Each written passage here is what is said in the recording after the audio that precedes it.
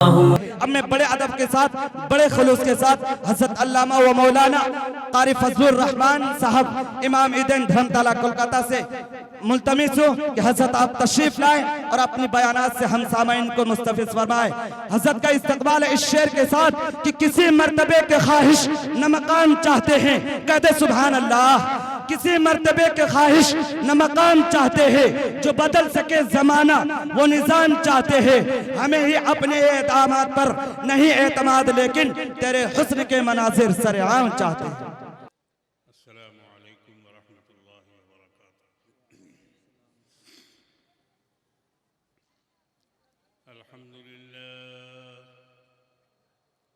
अल्हम्दुलिल्लाह नहमदुहु व नस्तईनुहु व नस्तगफिरुहु व नु'मिनु बिही व नतवक्कलु अलैहि व नऊज़ु बिल्लाहि मिन शुरूरि अनफुसिना व मिन सय्यिआति अअमालिना। मन यहदिहिल्लाहु फला मुज़िल्ल लहु व मन युज़लिल्हु फला हादिय लहु। व नशहदु अन ला इलाहा इल्लल्लाहु वहदहु ला शरीक लहु व नशहदु अन्न सय्यिदना व मौलाना मुहम्मदन अब्दुहु व रसूलुहु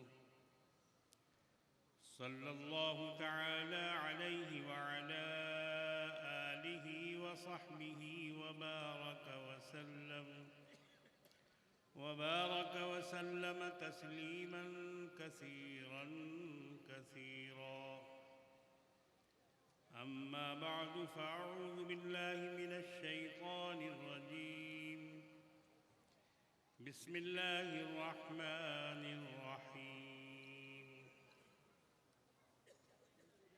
इन्ना नहनु नज़्ज़लना ज़िक्र व इन्ना लहु लहाफ़िज़ून। सदक़ल्लाहुल अज़ीम। वक़ाल रसूलुल्लाहि सल्लल्लाहु अलैहि वसल्लम खैरुकुम मन तअल्लमल क़ुरआन व अल्लमह औ कमा क़ाल अलैहिस्सलातु वस्सलाम।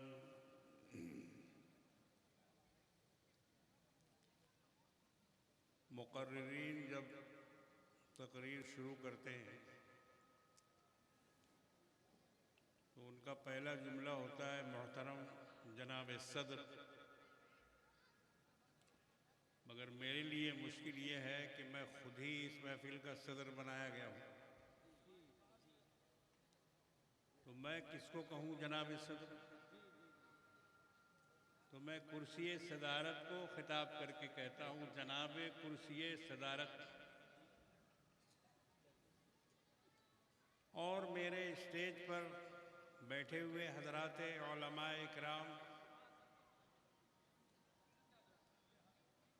मुहिब्बान रसूल, हाज़रीन मजलिस, शुअराए इस्लाम, बुजुर्गों, दोस्तों, नौजवान भाइयों, प्यारे बच्चों, मेरी माँओं और बहनों और मेरे बिरादरान वतन,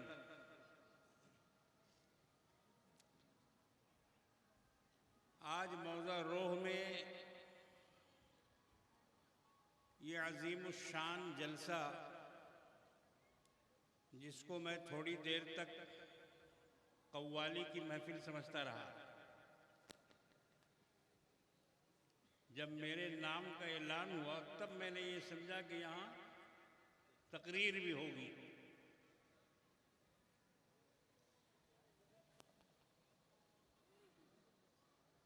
ये मदरसा फैज़ुल उलूम का फैज़ है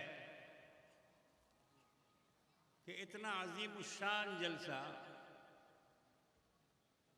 उन्होंने यहाँ मुनाक़िद किया। और इसमें सबसे बड़ी जो फजीलत की बात है, हज़रात उलमाए इकराम और मशाइख़ इज़ाम के मुबारक हाथों से 16 फारिगीन हुफ्फाज की दस्तारबंदी होने वाली है। उलमाए किराम के मुक़द्दस हाथों से उनके सरों पर दस्तार फजीलत बांधी जाएगी। हमारे शुअरा हजरात उन्होंने जो नातें आपको सुनाई हैं, इंशाअल्लाह ताला उनसे भी बेहतरीन नातें आपको सुनने को मिलेंगी। अभी और शुअरा बाकी हैं, उनका कलाम बाकी है, ज़ख़ीरा लेके आए हैं आपके लिए वो, और आपके सामने वो पेश करेंगे। आप उनको दिल से दादो तहसीन से भी नवाजेंगे, और जो हम लोगों को नहीं मिलता वो आप उनको देंगे। यानी समझ लीजिए। तो कभी कभी ये ख्याल आता है कि भाई तकरीर वकरीर छोड़ के यही काम करना चाहिए, इसमें फायदा है। हौसला अफजाई अच्छी बात है, मगर औरों को भी तो हौसला अफजाई होनी चाहिए। क्यों नकीब जलसा साहब, आप हम ख्याल हैं। हमारे यहाँ रिवाज चल पड़ा है, और ये बीमारी पाकिस्तान से आई है। वहाँ के लोगों ने इस तरह की मजालिस कायम करके जलसों का कबाड़ा कर दिया है। अब लोगों को तकरीर वगैरह से दिलचस्पी नहीं है, सिर्फ कव्वाली से दिलचस्पी है। मुझे तो बहुत तकलीफ होती है, किसी को अच्छा लगे या बुरा, मैं मुंह पर बात कहता हूं। ये घंटा घंटा वक्त का जाया करना कौन सा दीन है, कौन सा इस्लाम है, किसकी तालीम है? अगर गवैयों की महफिल है तब तो ठीक है, लेकिन अगर मदरसे का जलसा है, कुरान का जलसा है, दस्तारबंदी का जलसा है, और उसमें आधी रात गुजार दी जाए सिर्फ आ करने पर, मैं इसका सख्त मुखालिफ हूं। मैं जहां भी जाता हूं इस बात को जरूर सामने रखता हूं कि भाई कुछ तो अक्ल शऊर से काम लीजिए। नात पढ़ना अच्छी बात है, बरकत की चीज है, रहमत की चीज है, लेकिन इसको मजाक ना बनाइए, उसकी हद में रखिए। हर चीज को खींचने का एक वजन होना चाहिए। अब ये क्या खींचना है? अच्छा, हमारे सामीन भी अजीब है, उधर आ कर रहा, उधर वाह वाह वाह वाह। अरे भाई, आप वाह वाह क्या कर रहे हो? समझ में नहीं आती है बात। हम अभी बैठ के अगर आ करें तो आप कहेंगे वाह वाह? नहीं कहेंगे। अशआर में दाद देना अलग बात है, उसमें नबी की नात बयान की जा रही, उनकी सिफत बयान की जा रही, आपको पसंद आ रहा है, उनकी मोहब्बत में आप सुभान अल्लाह कह रहे हैं, मगर ये जो आ किया जा रहा है इस पर क्यों सुभान अल्लाह कह रहे हैं? और शायर साहब का भी तकाजा होता है कि कहिए सुभान अल्लाह, चाहे पसंद आए या ना आए, और कहिए, जोर से कहिए।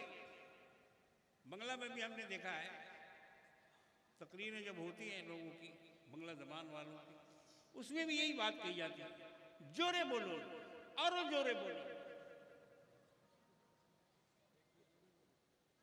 तो मेरे भाई, सुभान अल्लाह कहना भी गलत बात नहीं है, गुनाह की बात नहीं है, सवाब का काम है। लेकिन जोर से बोलिए, ये क्या बात? बहरहाल ये एक मेरे दिल की बात थी जो मैंने आपके सामने रखी। इसका लिहाज रखिए, वक्त बड़ी कीमती चीज है, बड़ी कीमती चीज है। इसको जाया करना ये मुनासिब नहीं है। आज जरूरत है मुसलमानों को दीन पर मजबूती से कायम रहने की। ये जो कुरान का जलसा हो रहा है इस रोह की सरजमीन पर, ये मामूली बात नहीं है, बहुत कीमती जलसा है, ये बड़ा कीमती प्रोग्राम है ये, जिसमें आपके सामने कुरान के हुफ़ाज़ पेश किए जाएंगे, उनके सरों पर दस्तार फजीलत बांधी जाएगी। आपने समझा कि ये दस्तार फजीलत क्या है? क्यों इनके सर पर पगड़ी बांधी जा रही है? इसका फायदा क्या है? ये मौलाना लोगों ने खाने कमाने का एक जरिया बनाया। इधर उधर से बच्चों को लाके पकड़ के खिला पिला के और डंडे मार मार कर, छड़ी मार मार कर उनको हाफिज बनाते हैं, और आखिर में एक जलसा करके उनके सरों पर पगड़ी बांध। ये कोई मशगला है क्या, या कोई कमाने वाली बात है? नहीं। दुआएं दीजिए इन असातिज़ा को, दुआएं दीजिए इन मदारिस के चलाने वालों को, उनकी बका के लिए और उनकी मजबूती के लिए अल्लाह से दुआ मांगिए कि अल्लाह इनको बाकी रखिए, इस काम से लगाए रखिए। ये मामूली काम नहीं है। किसी बच्चे को 30 पारा हिफ्ज करा देना, अल्लाह के कलाम को उसके सीने में उतार देना, और ये बच्चे कैसे होते हैं मालूम आपको? ये स्कूल के बच्चों से भी ज्यादा बदमाश होते हैं, बहुत शरारत करते हैं, उस्तादों को आजिज कर देते हैं। अल्हम्दुलिल्लाह, मैं अल्लाह मेरे जरिए से बंगाल, बिहार, उड़ीसा में 9 मदारिस को चला रहा। ये अल्लाह की मेरे ऊपर मेहरबानी है। इस साल भी हमारे यहाँ अल्हम्दुलिल्लाह 55 लड़के हाफिज हुए हैं, जिनके सरों पर दस्तार फजीलत बांधी जाएगी अप्रैल के आखिर में इंशाअल्लाह। और हमारा खानदान 100 साल से ये काम कर रहा है, और न जाने कितने हुफ़ाज़ पैदा हुए और कुर्रा, उसकी गिनती हम लोगों को मालूम नहीं है। तो ये बहुत बड़ा काम है, अल्लाह के कुरान और उसकी किताब को बंदों तक पहुंचाना। आप कहेंगे कि भाई अब तो कंप्यूटर का ज़माना आ गया है, नेट का ज़माना आ गया है। पहले तो इसलिए हिफ्ज़ कराया जाता था कि कुरान महफूज रहे। जिस आयत करीमा की मैंने तिलावत की उसमें अल्लाह रब्बुल आलमीन ने यही इरशाद फरमाया, इन्ना नहनु नज़्ज़लना ज़िक्र व इन्ना लहू लहाफ़िज़ून। ये कुरान हमने नाजिल किया है। अल्लाह फरमाते इन्ना नहनु, ताकीद के साथ 2 सेगे हैं मुतकल्लिम के, जमा के भी, कि ये हमारा नाजिल करदा है। उसको जिक्र अल्लाह ने फरमाया। आज हमने कुरान को पसे पुष्ट डाल दिया। हमारे यहाँ कुरान बहुत कम पढ़ा जा रहा है। आज इस जलसे में कारी मुखलिसीन साहब ने शुरू में तिलावत की, मैं ज़रा देर से आया, हालांकि मैं इसी गांव का दामाद हूँ, मेरा घर यहाँ से इसी स्टेज के पीछे ही है, कहिए एक तरह से।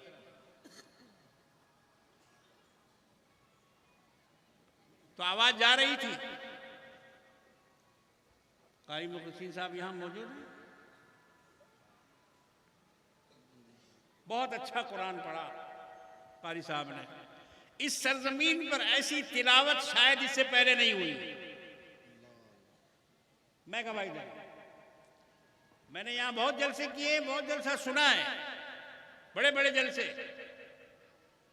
मगर इतना उम्दा कुरान आज के जलसे में तिलावत की गई उस किताब की कि मैंने इससे पहले वैसी तिलावत नहीं सुनी थी।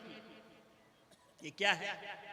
ये इसी मदरसा फैजुल उलूम का फैज़ है कि ऐसे बेहतरीन कारी को उन्होंने यहाँ बुलाया और उनसे तिलावत करवाई, कुरान को पढ़वाया।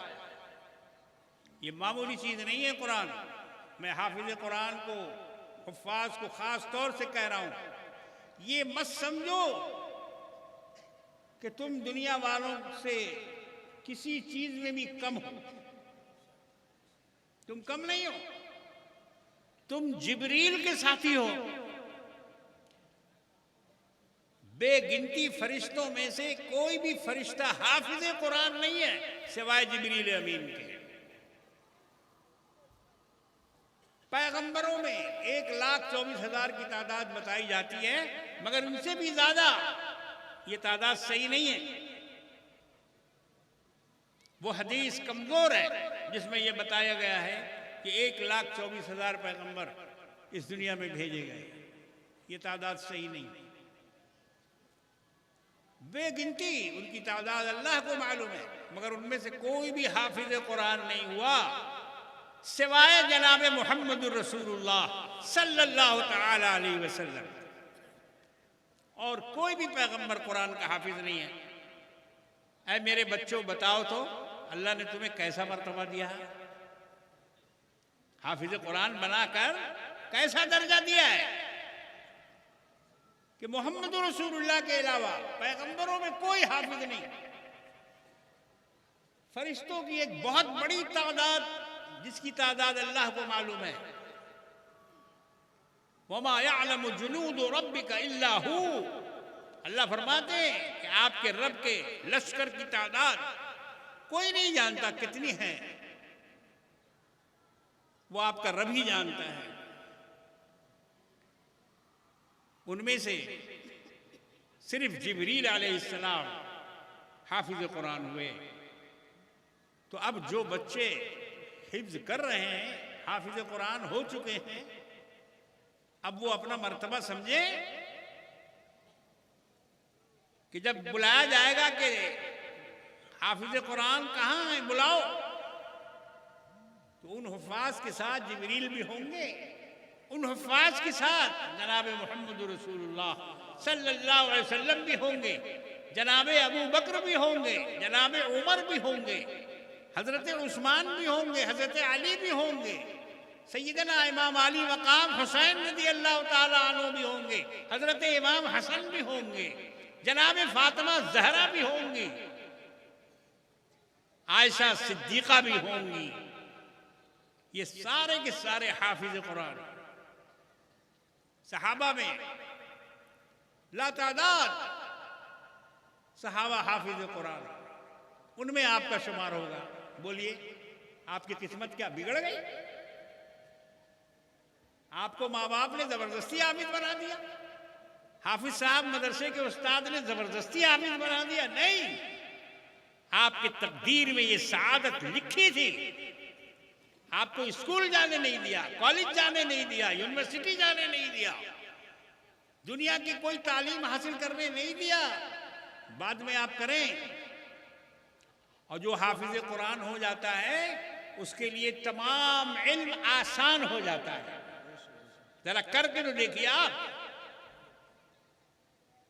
जिन हुफ़्फ़ाज़ किराम के माँ बाप यहाँ बैठे हैं, मैं उनसे ये गुजारिश करता हूँ कि हाफिज कुरान होने के बाद अपने बच्चों को आला तालीम की तरफ लगाइए, आला तालीम की तरफ लगाइए। इनको आईएएस बनाइए, आईपीएस बनाइए, इनको इंजीनियर बनाइए, डॉक्टर बनाइए, इनकी तालीम को आगे बढ़ाइए और कुरान से जोड़ के रखिए। कुरान छुड़वाइए मत, कुरान से उनको मुंसलिक रखिए। कि रोजाना एक पारा तिलावत किया करो, नमाज में कुरान को पढ़ा करो, रमजान में तरावी सुनाया करो, और उसके साथ साथ दुनियावी उलूम को भी हासिल करो। आप देखेंगे कि यूनिवर्सिटी में इनका नंबर फर्स्ट रहेगा। कुरान जहन को साइकिल कर देता है, पॉलिश कर देता है, चमका देता है कुरान। आप क्या समझते हैं इस किताब को? जब ये कुरान नाजिल होता था, कमली वाले आका मदनी मौला जनाब मोहम्मद रसूलुल्लाह सल्लल्लाहु ताला अलैहि वसल्लम पर उनकी कैफियत बदल जाती थी, जिस्म भारी हो जाता था। अम्मा आयशा सिद्दीका रज़ी अल्लाह ताला अन्हा फरमाती हैं कि एक दफा हुजूर मेरे पांव पर सर रखकर सो रहे थे, जांग पर। अम्मा आयशा की जांग पर, जो हुजूर की प्यारी बीवी उम्महातुल मोमिनीन में से, तो हुजूर आराम फरमा रहे थे और कुछ सोए और कुछ जागे की कैफियत थी। तो अम्मा आयशा फरमाती है कि मेरा पांव भारी होने लगा, भारी होने लगा, और मुझे ऐसा महसूस हो रहा था कि जैसे मेरे जिस्म पर कोई चट्टान रखी हुई। और उसके बाद हुजूर ने मुझसे कहा कि आयशा, अभी अभी एक सूरा नाजिल हुई है, अभी अभी एक सूरा नाजिल हुई। मालूम ये हुआ कि जब हुजूर सर रखकर सो रहे थे तो आप पर कुरान नाजिल हो रहा था। आयशा फरमाती है कि लगता था कि मेरी हड्डी टूट जाएगी।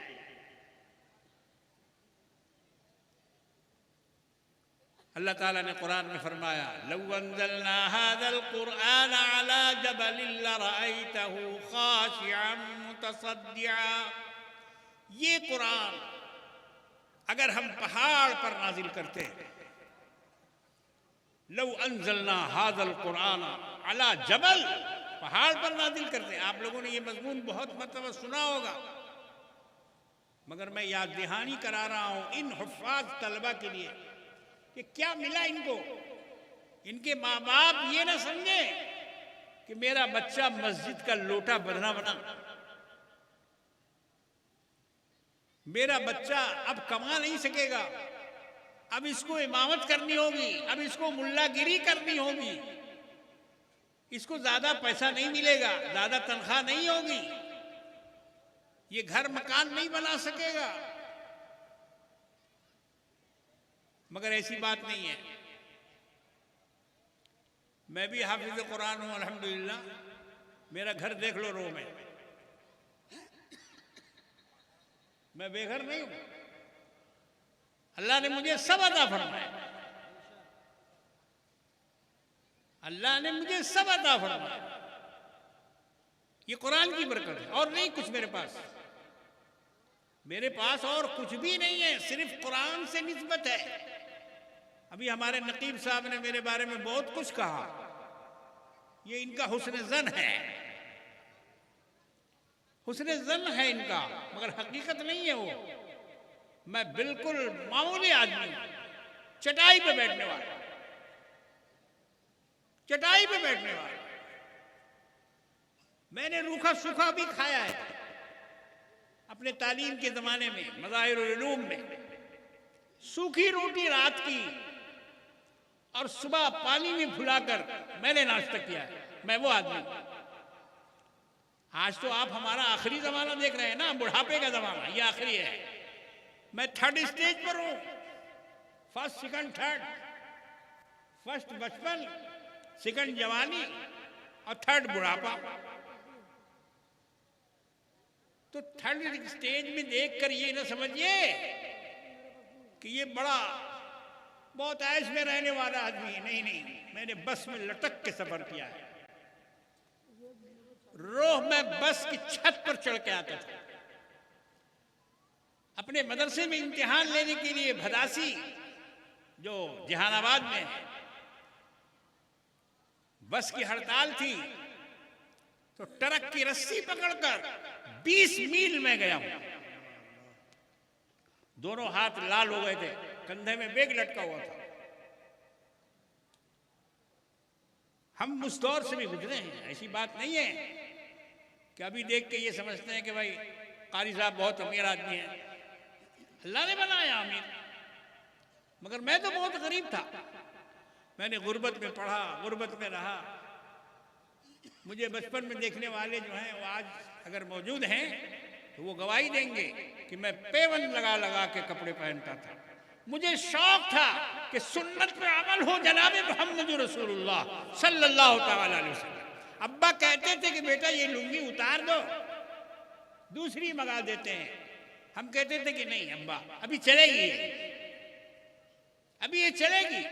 मैंने पढ़ा था हजरत उमर रज़ी अल्लाह तआला अन्हु के बारे में, खुद हुजूर नबी करीम सल्लल्लाहु अलैहि वसल्लम के बारे में, कि कुर्ता मुबारक जब आपका फट जाता था आप उसको खुद अपने हाथों से सी लेते थे। हम लोग सुन्नतों को सिर्फ बयान ही करेंगे या उस पर अमल भी करेंगे कभी? इस नीयत से अल्हम्दुलिल्लाह हमने अपने कपड़ों में पैबंद लगाकर भी पहना, और भी बहुत सारी चीजें। मैं अपनी तारीफ आपके सामने नहीं बयान कर रहा हूं, बल्कि मैं ये बता रहा हूं कि कुरान की निस्बत क्या होती है और कुरान आदमी को कहां से कहां पहुंचाता है। मेरे पास कुछ भी नहीं, सिर्फ कुरान की निस्बत। मेरा घर अल्हम्दुलिल्लाह कुरान वालों का घर। मेरी शादी रो में क्यों हुई? आप पूछ सकते हैं कि भाई कहां, कलकत्ता कहां रो? ये पैबंद कैसे लगा, ये जोड़ कैसे लगा, ये रिश्ता कैसे हुआ? मैं सच कहता हूं आपको कि ये रिश्ता कुरान की वजह से हुआ। हमारे अब्बा को तलाश थी कि मेरी बहू हाफिजा होनी चाहिए। कहां है, ढूंढो। हाफिज बहू चाहिए, हाफिजा बहू चाहिए। ये मेरे वालिद मोहतरम रहमतुल्लाह अलैह की ख्वाहिश थी। उस ख्वाहिश में हमारे अब्बा यहाँ आ गए। उनके एक शागिर्द थे, इसी गांव के रहने वाले, अल्लाह उनकी मग़फ़िरत फरमाए, जनाब हाफिज सुलेमान साहब रहमतुल्लाह अलैह। वो हमारे वालिद मोहतरम के शागिर्द थे। अब्बा ने उनसे तज़किरा किया कि सुलेमान, कोई लड़की ढूंढो जो हाफिज कुरान हो। सुलेमान हाफिज साहब ने अब्बा से कहा कि एक लड़की है रोह में जिसको मैंने पढ़ाया है, वो उनके उस्ताद भी थे, हाफिज अब्दुल सुबहान साहब रहमतुल्लाह अलैह, वो उनके उस्ताद भी थे। तो उस हाफिज़ा कुरान की वजह से मेरी निस्बत यहां से जुड़ी। हालांकि बाद में बहुत अफसोस हुआ कि मैं कहां आके फंस गया, किस गांव में, मगर अब तो कोई चारा नहीं। जवानी भी कट गई, अब बुढ़ापा भी गुजर रहा है, और भुगतने को हम भुगत रहे हैं जो भुगतना है। तो ये निस्बत कुरान की है जो हमें यहां लेके आई है। हमें उसका कोई गम नहीं है। एक से एक सताने वाले हमें यहां पैदा हुए, उन्होंने हमको बहुत रुलाया। आज भी कुछ मेहरबान ऐसे हैं जो हमें रुला रहे हैं। अल्लाह उनको हिदायत की तौफीक दे, और हम उसके सिवा और क्या कह सकते हैं। जला रहे हैं, जला रहे हैं जी। अब उनका नाम क्या है मालूम नहीं, मगर जला रहे हैं। अभी आइए, सुबह आइए, शाम आइए, कल कर देंगे, ये होगा वो होगा, वादा पे वादा है।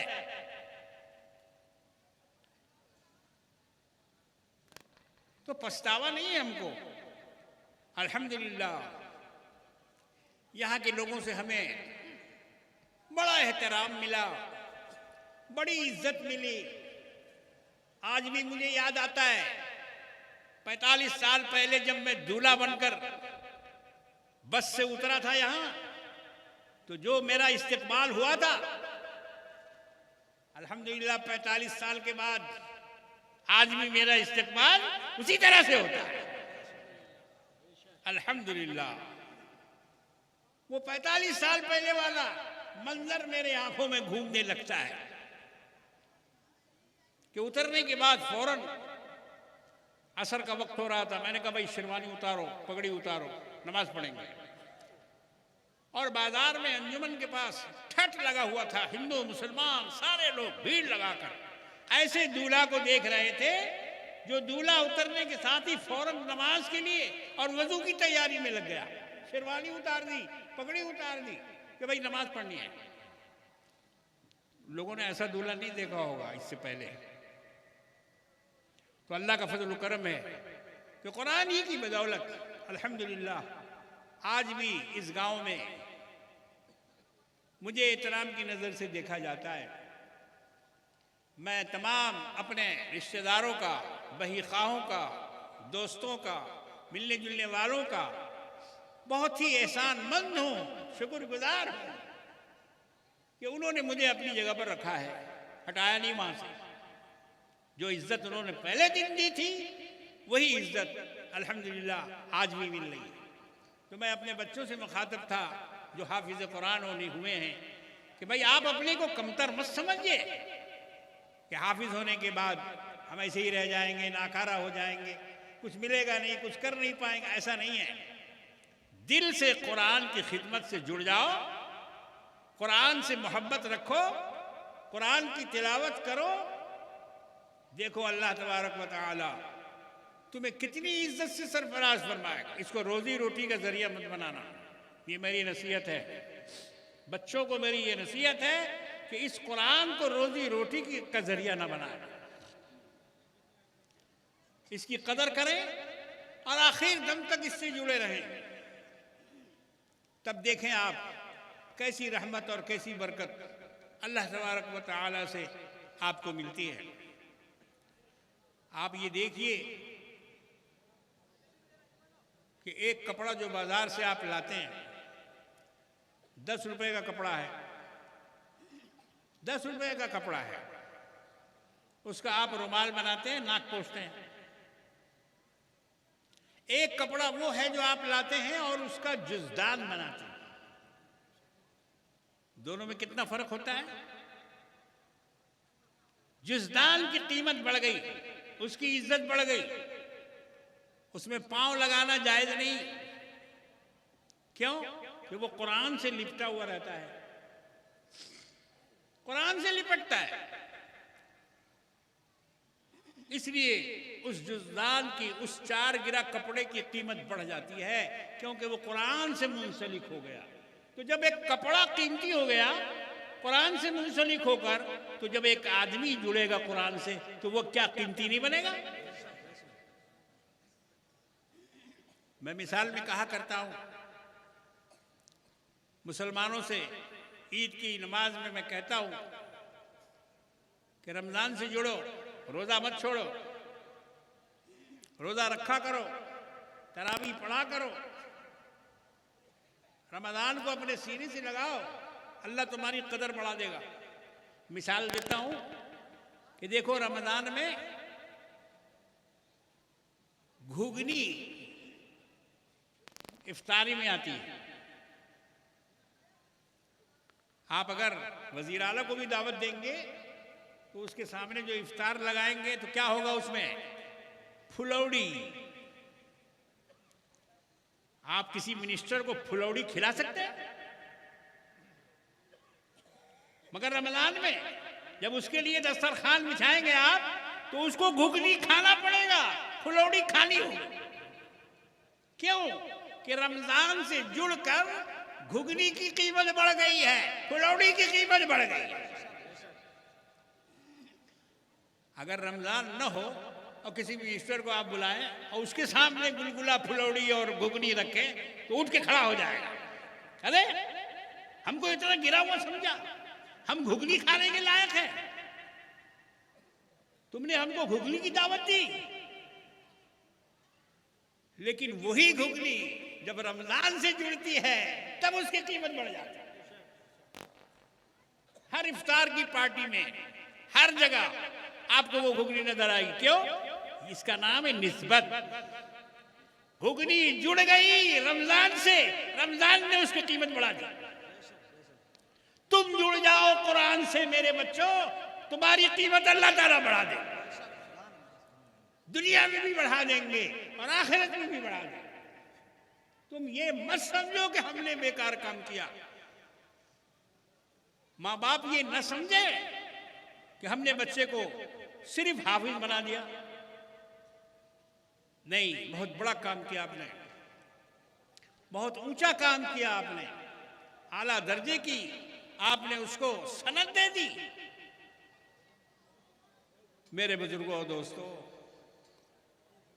ये कुरान का पढ़ना और पढ़ाना, इसको मत छोड़िए आप। मुसलमानों ने खिचड़ी के लालच में मकतब को छुड़वा दिया।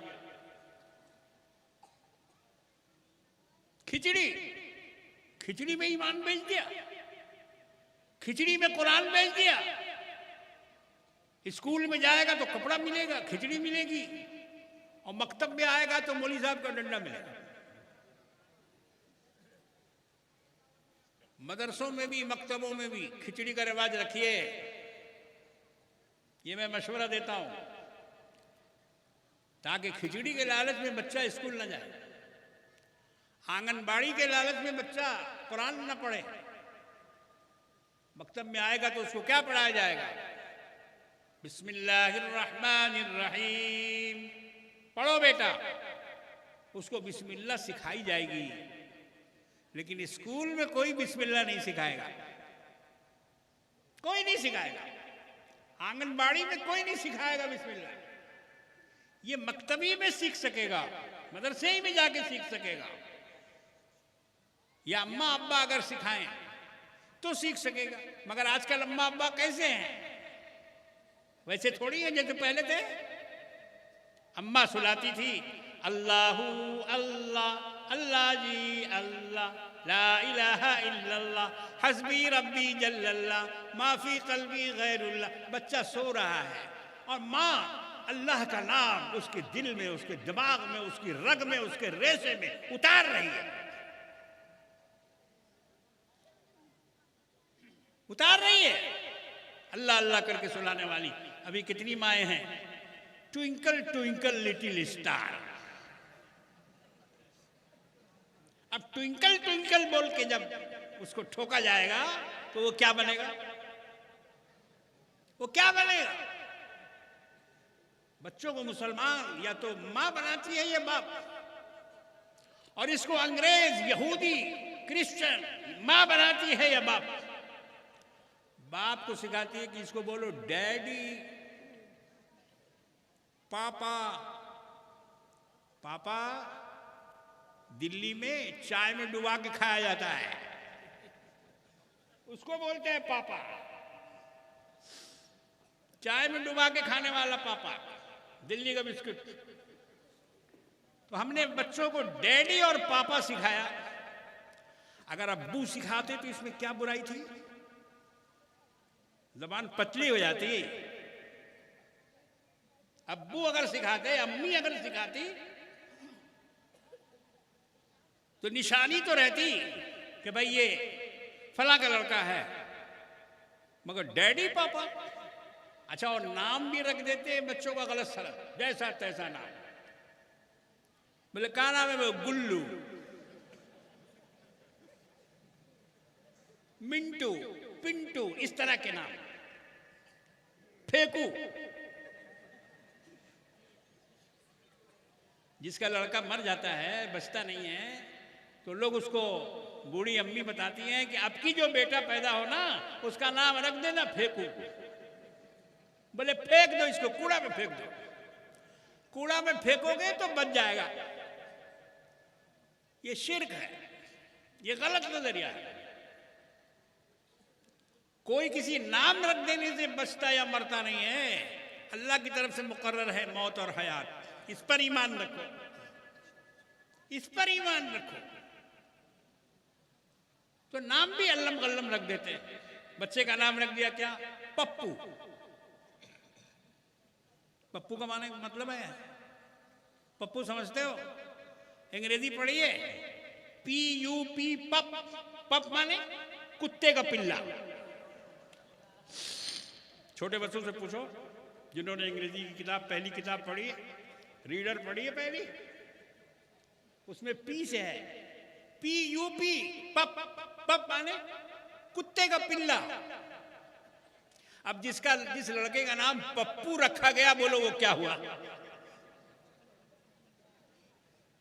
जरा सोच समझ से काम लो, अकल से काम लो। जो जी में आया रख दिया। नाम भी सही होना चाहिए, बच्चों को सिखाना चाहिए।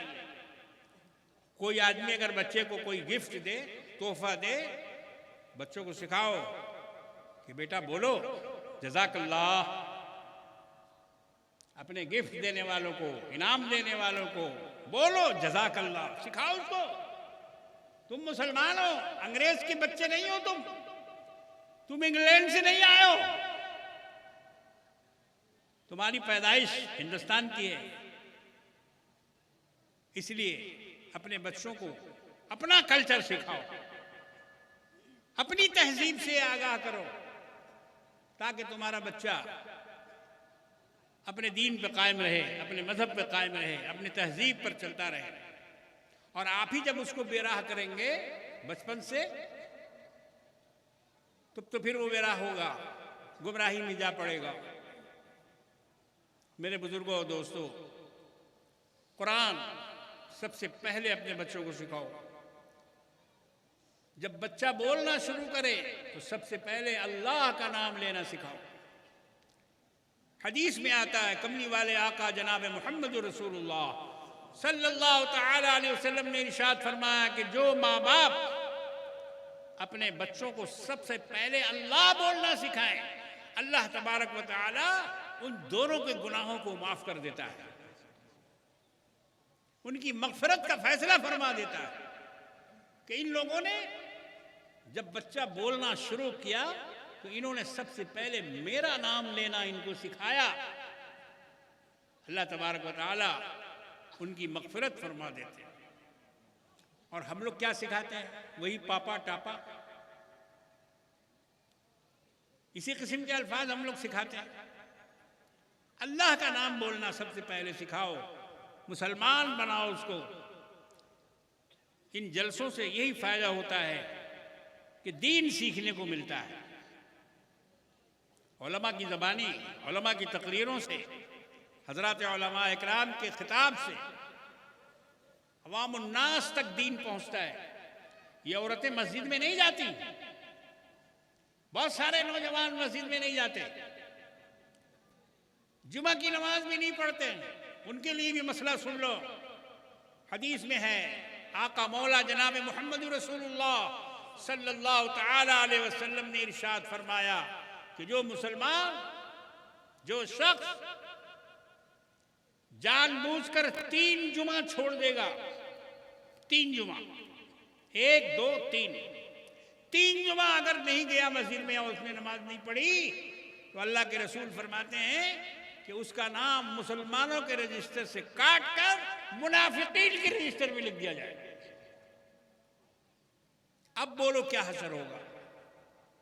थोड़ी देर की बात होती है, मस्जिद में ज्यादा वक्त नहीं लगता है, आधा घंटा खुतबा, 15 मिनट का खुतबा, 15 मिनट की नमाज या 10 मिनट की नमाज। नमाज भी आजकल बहुत ज्यादा लंबी नहीं पढ़ी जाती है। वो दौर गया जबकि हुजूर नबी करीम सल्लल्लाहु अलैहि वसल्लम मगरिब की नमाज में सूरह तूर पढ़ते थे, सूरह हुजरात की तिलावत फरमाते थे।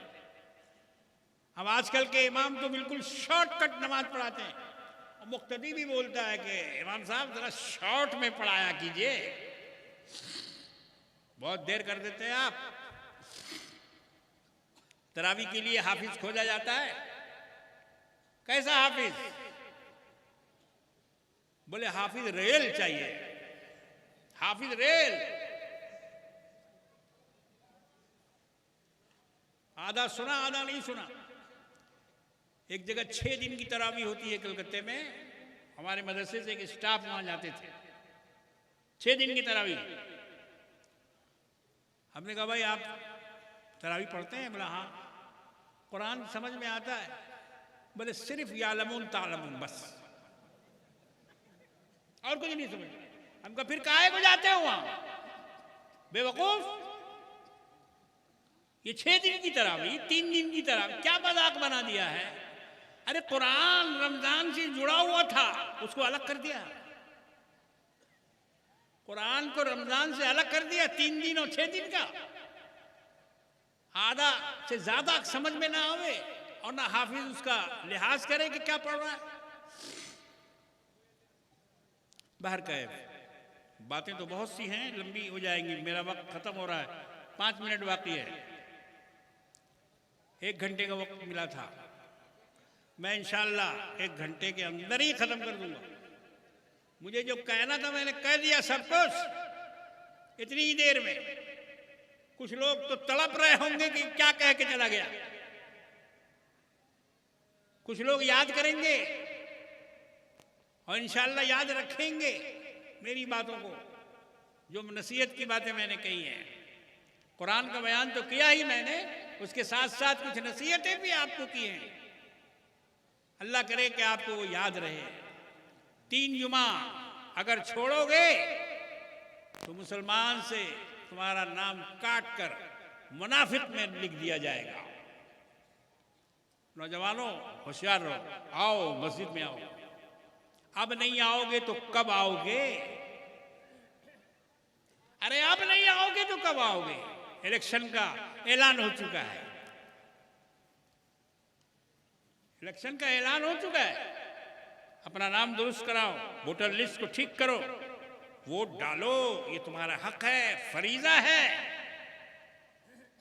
हिंदुस्तान को बचाओ, मुल्क को बचाओ, दस्तूर को बचाओ, सेकुलरिज्म को बचाओ। अगर नहीं बचाओगे, आगे नहीं बढ़ोगे, तो फिर तुम्हारी दास्तां तक भी न होगी दास्तानों में। हर औरत को चाहिए कि वो वोट डाले, हर मर्द को चाहिए कि वो वोट डाले। जिस घर में वोटर नहीं है, 18 वर्ष का लड़का हो चुका है, उसको वोटर बनाओ, उसका नाम वोटर लिस्ट में डलवाओ। ये भी दीनी काम है। अपना आईडी कार्ड देखो, वोटर कार्ड देखो, नाम सही है, कहीं रिजेक्ट तो नहीं हो गया। वोटर लिस्ट को चेक करो। आजकल नेट में सब कुछ आ गया है, नेट में देखो तो तुम्हारे मोहल्ले के लोगों का उसमें नाम है या नहीं। लाखों लाख मुसलमानों का नाम वोटर लिस्ट से उड़ा दिया जा रहा है और बेचारों को खबर नहीं है, बेचारों को खबर नहीं है कि हमारा नाम उड़ा दिया गया। इसलिए उसको चेक करो। जो पढ़े लिखे नौजवान हैं, तालीम याफ्ता लड़के हैं, मैं उनसे ये कहता हूं कि आप नेट पे बैठिए, अपने मोहल्ले का, अपने गांव का आप लिस्ट देखिए कि उसमें नाम है लोगों का या नहीं। अगर है तो सही है कि गलत है, उसकी स्पेलिंग सही है या गलत। अगर हिंदुस्तान में रहना है, इज्जत के साथ, आबरू के साथ, मस्जिद के साथ, मदरसे के साथ, ईमान के साथ, कुरान के साथ, नमाज के साथ, रोजे के साथ अगर हिंदुस्तान में रहना है, तो मुसलमानों को ये सबक याद रखना होगा, ये सबक याद रखना होगा कि वो इलेक्शन में हिस्सा लें, अपने नामों को चेक करें, अपना वोट जरूर डालें। ऐसा नहीं है कि घर में 10 आदमी हैं तो 2 आदमी गया और 4 आदमी नहीं गया।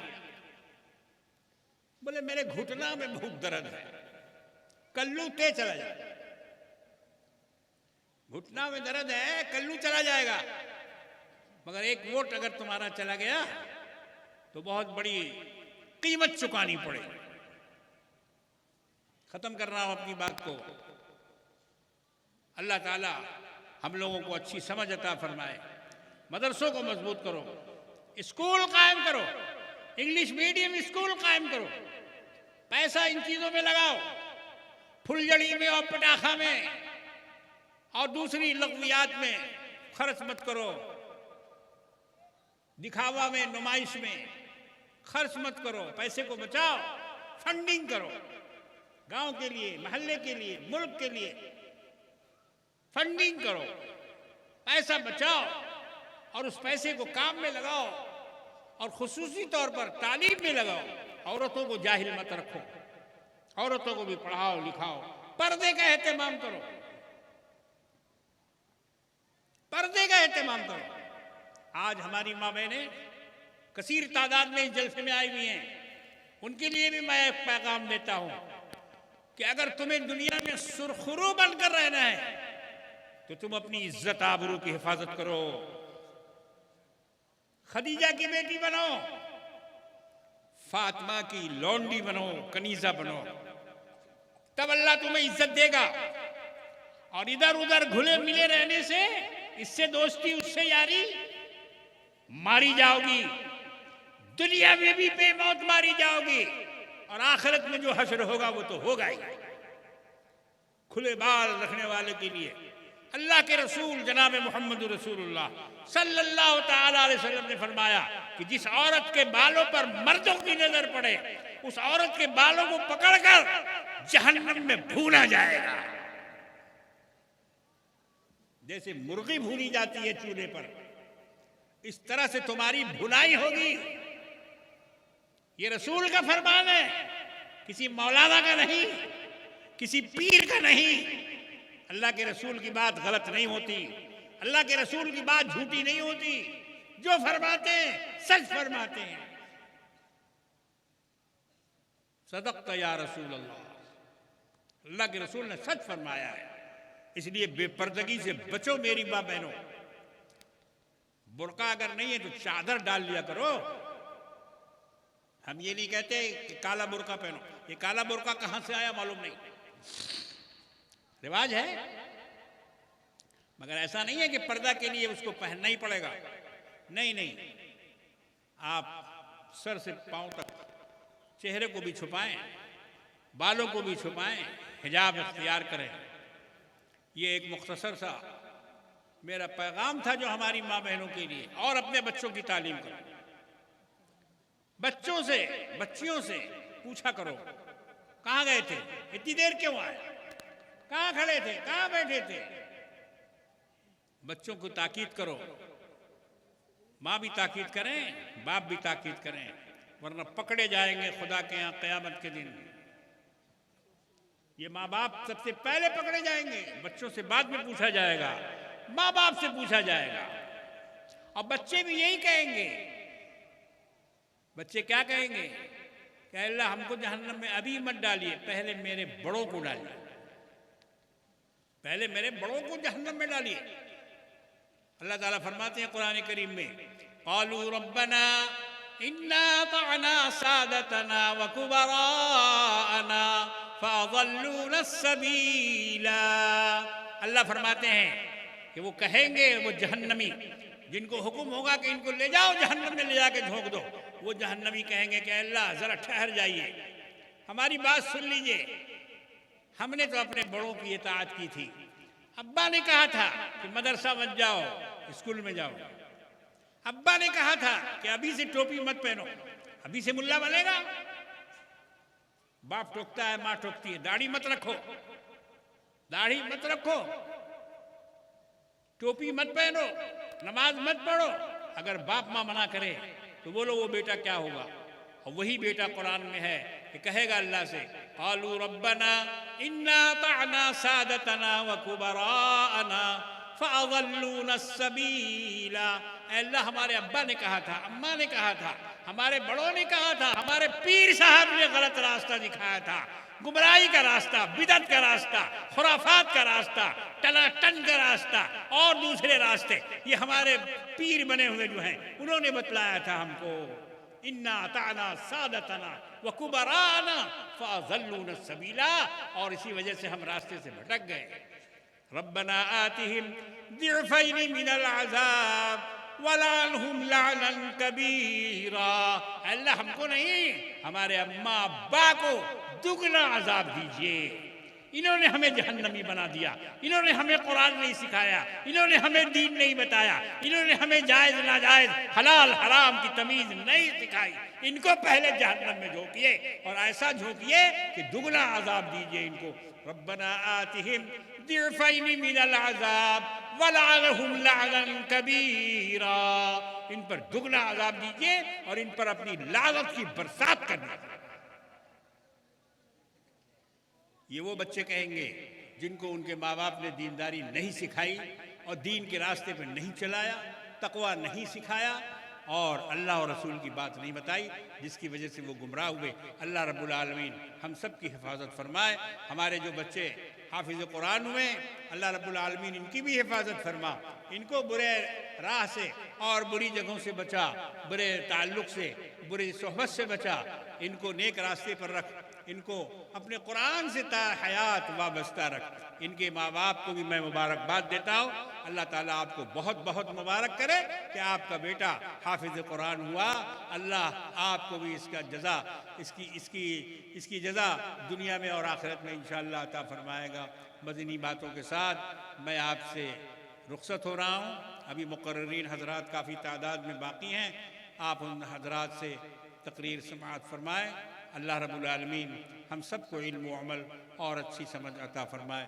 व आखिरु दावाना अल्हम्दुलिल्लाहि रब्बिल आलमीन। एक ऐलान ये कर रहा हूँ कि गुज़िश्ता आइंदा जुमा को इंशाअल्लाह ताला इसी रोह में एक मस्जिद का संग बुनियाद रखा जाएगा और वो बस स्टैंड के करीब है। आप तमाम हज़रात को मैं इस बात की दावत देता हूँ कि आप अल्लाह के घर के उस संग बुनियाद की तकरीब में ज़रूर शरीक हों। कम से कम एक ईंट भी अपने हाथ से रख दो, मस्जिद बनाने का सवाब मिल जाएगा, मस्जिद की तामीर का सवाब मिल जाएगा।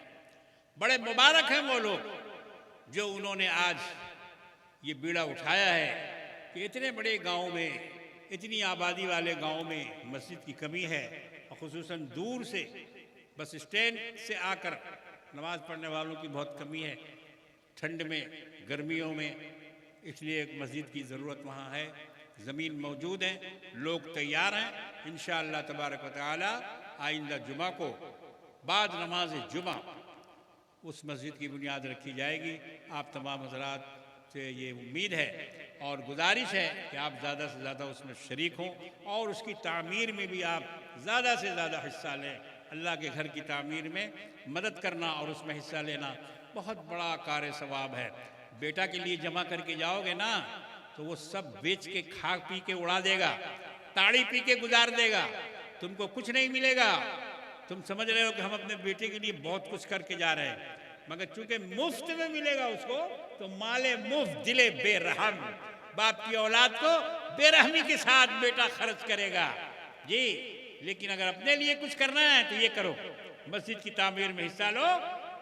कब्र में जब तक हश्र नहीं होगा उसमें नमाज पढ़ने वालों का सवाब तुम्हारी कब्र में पहुंचता रहेगा। ये सदका जारिया है, इस सदका जारिया को अपनाने की कोशिश कीजिए। व आखिरु दावाना अनिल हम्दुलिल्लाहि रब्बिल आलमीन।